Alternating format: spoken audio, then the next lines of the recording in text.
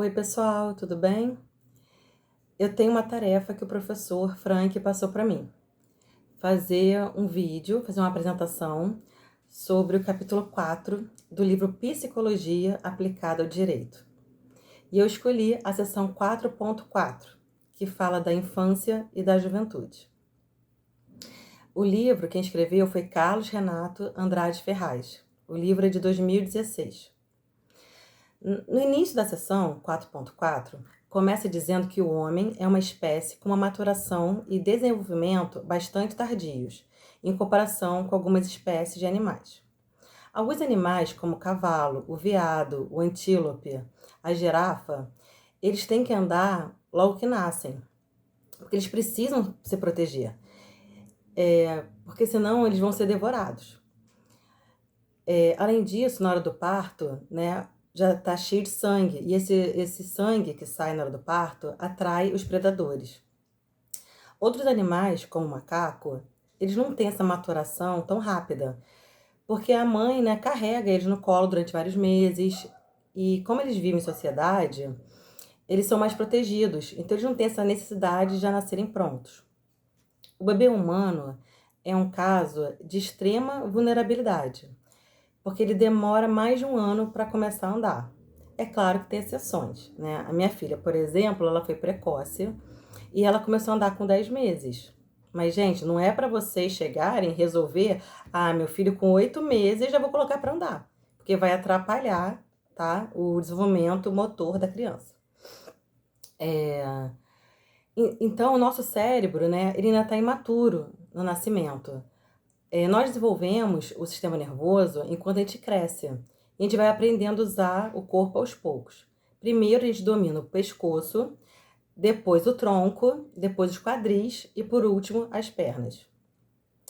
A razão dessa demora está na capacidade do processamento da mente humana, né? Nós temos muitas funções complexas, né? E aí e o estabelecimento de padrões sociais também é bastante complexo, que fazem do homem, né, a espécie dominante e que melhor soube se adaptar ao planeta.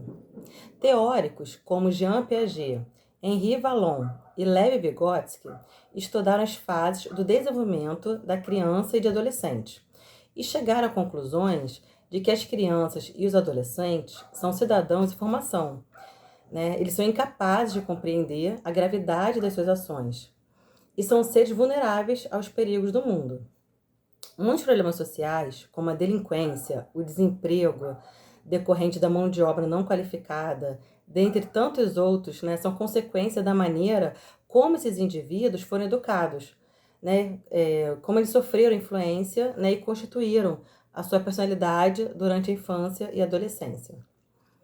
O papel da psicologia é muito importante para que o Estado possa compreender o quanto se faz necessário proporcionar uma infância e uma adolescência sadias em todos os aspectos para que os futuros adultos possam viver em toda a sua plenitude e bem-estar, né? A educação, a proteção. Então, ao direito, cabe proporcionar que as normas estabelecidas para a manutenção dos direitos da criança e adolescente possam ser cumpridas por meio da fiscalização, da manutenção, da imposição de sanções àqueles que a descumprem. Então, em 1926, foi estabelecido o Código de Menores, né, Decreto número 5.083, de 1º de dezembro de 1926, definindo pela primeira vez as medidas de proteção, né, à criança e adolescente.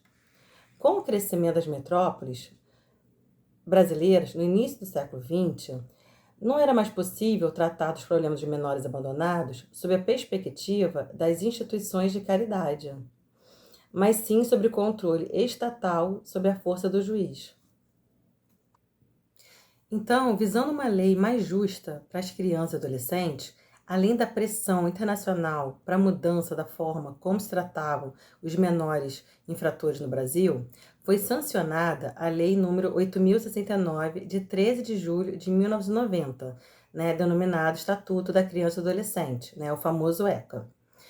Enquanto o Código de Menores visava proteger a sociedade, retirando do seu seio menores infratores, conduzindo-os a instituições de correção, o ECA tem como objetivo a ser defendido e protegido a própria criança e adolescente, um ser em formação e necessitado de cuidados especiais por parte da sociedade. O livro também fala, para a gente pesquisar, como curiosidade, a roda dos expostos. Né? O que é isso? Ela consistia em um mecanismo utilizado, né, para aquelas pessoas que queriam abandonar os recém-nascidos, né, que ficavam cuidado de instituições de caridade. Esse sistema permitia que os pais ou responsáveis abandonassem anonimamente os bebês, evitando que fossem expostos a situações de risco ou morte.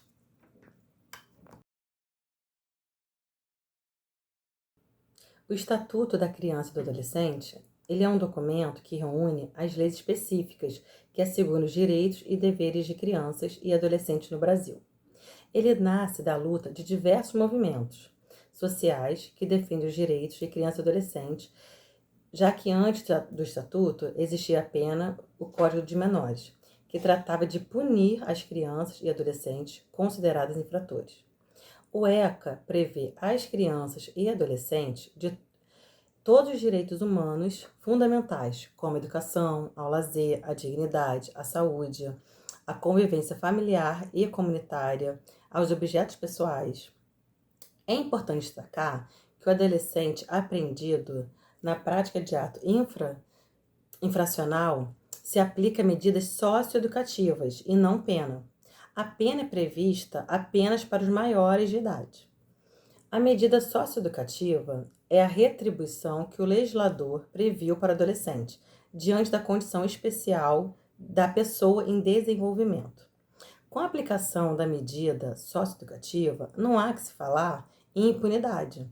A medida socioeducativa visa reeducar o adolescente do ponto de vista social, para que este perceba que a sociedade para que este perceba, né, que em sociedade nós temos regras, que a gente tem que respeitar essas regras para o bem de todos. Em alguns casos, essa medida é aplicada e acompanhada em meio aberto, né, com apoio de equipes profissionais, permitindo a convivência com a comunidade. Em situações mais graves, a medida aplicada é em meio fechado, e nesse caso o adolescente fica privado de sua liberdade, mas sempre acompanhado por uma equipe multiprofissional com atividades e garantia à convivência familiar. A gente tem que destacar também, né, a participação da família e dessa equipe multiprofissional, né, muito importante essa equipe com psicólogo, né, com a equipe social. Nesse processo, né, é imprescindível, né, para que o adolescente mude seu comportamento e aprenda ou reaprenda os valores sociais tão necessários para uma boa convivência em sociedade. Então, o ECA ele estabeleceu com mais clareza e de forma específica os direitos da criança e do adolescente, com ênfase à promoção de condições que favoreçam o desenvolvimento pleno nos aspectos emocionais e sociais e que garantem a eles, né, a proteção a seus direitos, vedando o acesso da criança a elementos prejudiciais como a pornografia, o álcool, as drogas, o trabalho infantil e outros ambientes que possam comprometer o pleno e saudável desenvolvimento da criança, né, e do adolescente. Desculpa. Verifica-se também, neste estatuto, uma atuação mais efetiva da equipe de apoio ao judiciário, composto por assistentes sociais e psicólogos. Nesse estatuto, né, a necessidade desses profissionais é bastante clara, né, para auxiliar as varas da infância e da juventude. O psicólogo dos juizados da infância, eles são os que mais atuam diretamente nos tribunais de justiça do Brasil. É sempre bom a gente lembrar que menores de 18 anos não cometem crime. O ECA estabelece a conduta antijurídica de criança e adolescente como ato infracional, uma ação cuja resposta da justiça vai variar conforme a condição do indivíduo. Então, vamos lá. Se a criança ela tem até 12 anos completos, as ações envolvem medidas protetivas de apoio à família e ao menor sem restrição de liberdade. Se o adolescente ele for a partir dos 13 anos, nós temos as medidas, né, como liberdade assistida, semi-liberdade e internação em estabelecimento educacional, né, que elas podem ser adotadas conforme a gravidade do ato infracional, reincidência ou outros critérios que a autoridade judiciária julgar conveniente para os casos, né, a ela expostos. Dos adolescentes envolvidos em ato infracional, constata-se a predominância de indivíduos pertencentes a segmentos sociais menos favorecidos, como os indivíduos pertencentes às classes C e D, comumente advindos de lares desestruturados, né, com genitores ausentes, ou ainda violentos, abusadores, e também a predominância de indivíduos com escolaridade mais baixa, decorrente da evasão escolar, motivada por diversos fatores, né, o que aponta para uma relação considerável entre a privação de estudo e frequência de atos infracionais.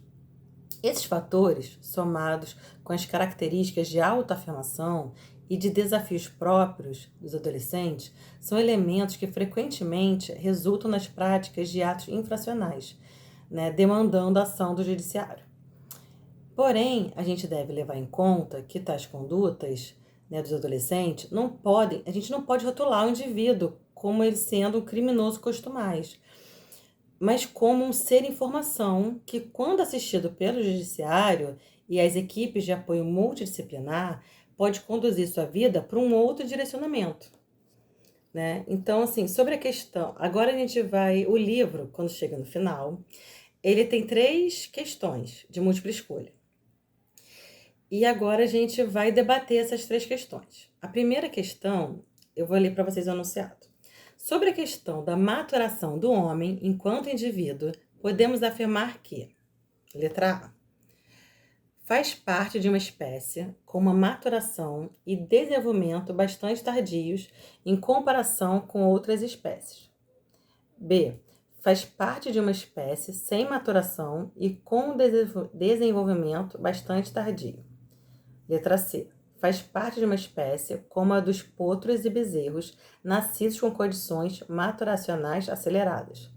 Letra D, faz parte de uma espécie que não possui maturação, nem tampouco desenvolvimento. Faz parte de uma espécie que já nasce sabendo, porém com necessidade de maturação constante e regular. Assim, eu acho que vai ficar mais didático para vocês acompanharem. Então, a número 1. Sobre a questão da maturação do homem enquanto indivíduo, podemos afirmar que faz parte de uma espécie com uma maturação e desenvolvimento bastante tardios em comparação com outras espécies. Gabarito letra A, conforme falado no início do vídeo. Questão 2. A psicologia, enquanto ciência, vem compreendendo a complexidade da maturidade humana e vem trazendo importantes contribuições para o direito. 3 teóricos da psicologia se destacam como referência para a compreensão do desenvolvimento psicológico humano. São eles: letra A, Vallon, Murray e Piaget. Letra B, Jones, Lange e Lassalle. Letra C, Piaget, Vallon e Vygotsky. Gente, é claro que é a letra C, tá? Eu não vou nem ler o resto. Tá bom, para quem quer. Letra D, Vygotsky, Trotsky e Lenin. Letra E, Piaget, Green e Perrault. Gente, se eu falei algum nome errado, me desculpa. Número 3, é consenso entre estudiosos da psicologia que para que a criança e o adolescente possam se desenvolver em sua plenitude, é necessário letra A, um lar com conflitos, pois aumenta sua resiliência e sua firmeza de caráter. Letra B, um lar com amor, porém sem respeito, para que não se submetam à opressão. Eu sei que eu tô lendo de forma tendenciosa, mas, né, não tem nem como. Letra C, o respeito, tendo o amor como componente secundário, pois o amor torna a pessoa alienada. Letra D, um lar com respeito, harmonia e amor para o desenvolvimento da afetividade. Já vimos que a letra D é o gabarito. Letra E, um lar com harmonia, pois o amor e o respeito contaminam a harmonia de um lar. Gabarito, letra D. É isso, pessoal. Eu espero que vocês tenham gostado do vídeo e que o professor também goste do vídeo. E qualquer coisa, vocês comentam e dê o like. Tchau, tchau.